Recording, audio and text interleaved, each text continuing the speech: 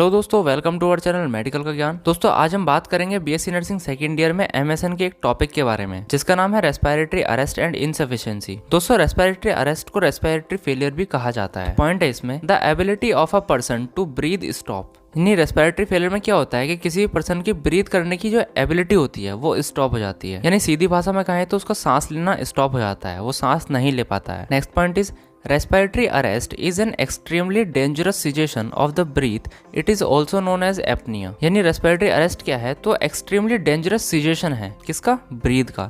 यानी इसमें क्या होता है, ब्रीथ जो होती है बहुत ही बुरी तरह से रुक जाती है और इसको हम क्या कहते हैं, एपनिया भी कहते हैं। तो अगर आसान भाषा में कहें रेस्पिरेटरी अरेस्ट क्या होता है तो रेस्पिरेटरी अरेस्ट रेस्पिरेटरी फेलियर होता है जिसमें क्या होता है सांस लेने की जो एबिलिटी होती है किसी भी ह्यूमन की वो क्या होती है, कम हो जाती है या फिर बंद हो जाती है, जिसकी वजह से वो व्यक्ति सांस नहीं ले पाता है और उसको रेस्पिरेटरी अरेस्ट हो जाता है। नेक्स्ट हम बात करते हैं इसके टाइप्स के बारे में। तो फर्स्ट है इसमें acute respiratory failure and second है क्रोनिक रेस्पिरेटरी फेलियर। फर्स्ट हम बात करते हैं एक्यूट रेस्पिरेटरी फेलियर के बारे में। Occurs when fluid build up in the air sacs in lungs. यानी एक्यूट रेस्पिरेटरी फेलियर कब होता है, जब क्या होता है जो एयर सैक्स होते हैं लंग्स में, यानी जो एल्वोलाई होते हैं उनमें क्या होता है, फ्लूइड बनने लगता है या फिर फ्लूइड भर जाता है, तब हम कहते हैं कि एक्यूट रेस्पिरेटरी फेलियर हुआ है। नेक्स्ट है क्रोनिक रेस्पिरेटरी फेलियर। तो it is a condition that result in the inability of effectively exchange CO2 and O2 and induce chronically low O2 level और क्रोनिकली हाई CO2 लेवल। यानी chronic respiratory failure में क्या होता है कि ये एक ऐसी कंडीशन होती है जिसमें क्या होता है गैसेस का एक्सचेंज नहीं हो पाता है,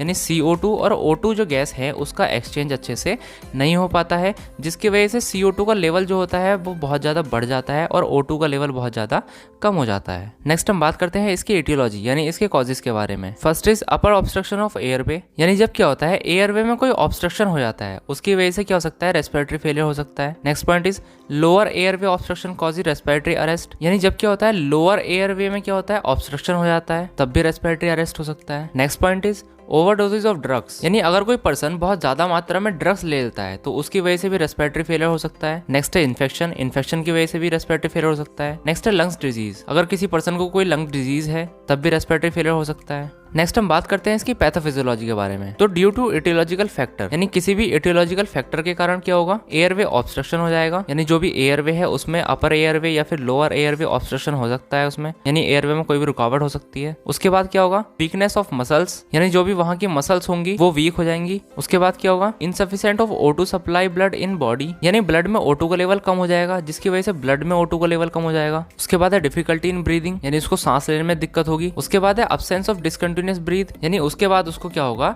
उसके बाद उसको ब्रीद आना बिल्कुल ही बंद हो जाएगा या फिर उसमें डिसकंटिन्यूटी हो जाएगी, जिसको हम क्या कहेंगे, जिसको हम एपनिया कहेंगे या फिर हम उसको रेस्पिरेटरी फेलियर कहते हैं। नेक्स्ट हम बात करते हैं इसके क्लिनिकल मैनिफेस्टेशंस के बारे में, यानी इसके साइन एंड सिम्टम्स के बारे में। फर्स्ट आता है इसमें एजिटेशन। तो जब भी क्या होगा, जिसको रेस्पिरेटरी फेलियर होगा उसको क्या होगा, एजिटेशन होगा, यानी उसको क्या होगी, अशांति सी फील होगी, यानी इसको घबराहट जैसा लग सकता है। नेक्स्ट है इसमें गैस्पिंग, वो पर्सन क्या करेगा, जल्दी जल्दी सांस लेने की कोशिश करेगा, यानी हाफेगा वो पर्सन। नेक्स्ट है हाइपोक्सीमिया, यानी जो उसके ब्लड में ऑक्सीजन का लेवल है वो भी कम हो जाएगा। नेक्स्ट है लॉस ऑफ कॉन्शियसनेस, अब जब हाइपोक्सीमिया हो जाएगा तो उसकी वजह से क्या कर सकता है, वो अपनी कॉन्शियसनेस भी लॉस कर सकता है। नेक्स्ट है साइनोसिस, ड्यू टू हाइपोक्सीमिया उसका क्या होने लगेगा, साइनोसिस होने लगेगा, यानी जो उसके जो सेल्स एंड टिश्यूज हैं वो अपने आप ही डेड होने लगेंगे। नेक्स्ट है अनेबल टू फील ब्रीथ, और पर्सन में क्या होगा, उसकी जो ब्रीथ है वो फील नहीं होगी। नेक्स्ट हम बात करते हैं डायग्नोस्टिक फाइंडिंग के बारे में, यानी हम जो रेस्पिरेटरी फेलियर है उसका पता कैसे लगा सकते हैं। फर्स्ट आता है complete history collection and physical examination. ठीक है,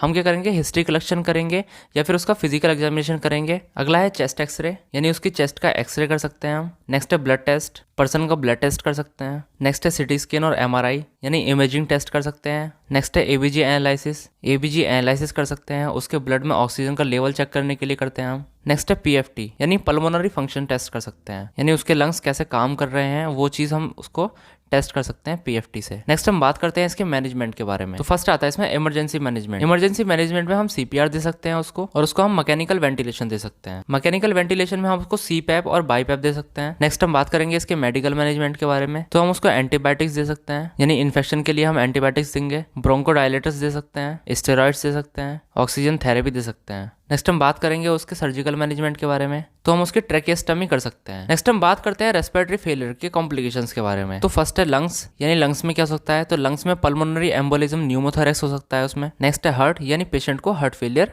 हो सकता है। तो आज हमने पढ़ा रेस्पिरेटरी अरेस्ट के बारे में। अगर आपको ये वीडियो अच्छी लगी हो तो प्लीज वीडियो को लाइक करें। अगर ऐसे ही और भी टॉपिक्स चाहिए तो कमेंट बॉक्स में आप लिख सकते हैं। ऐसी ही और भी वीडियोस के लिए हमारे चैनल मेडिकल का ज्ञान को सब्सक्राइब करके बेल आइकन जरूर प्रेस करें। वीडियोस के अपडेट के लिए और ज्यादा से ज्यादा नॉलेज के लिए हमारे इंस्टाग्राम पेज मेडिकल का ज्ञान को जरूर फॉलो करें। इस टॉपिक के पीडीएफ नोट्स के लिए हमारे टेलीग्राम चैनल को जरूर ज्वाइन करें, जिसका लिंक आपको डिस्क्रिप्शन बॉक्स में दे रखा है। Thank you.